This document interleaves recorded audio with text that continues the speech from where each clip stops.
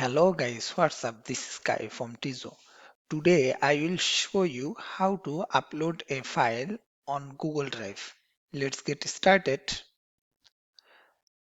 First of all,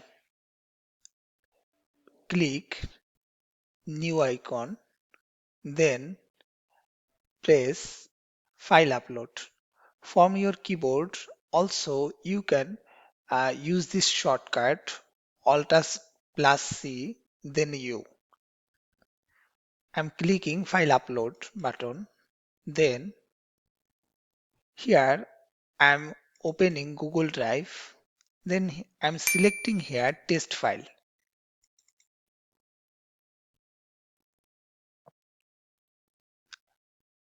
Look, my test file.txt file is uploaded here. Then refresh it. Look here, this file is uploaded. Now, that's it.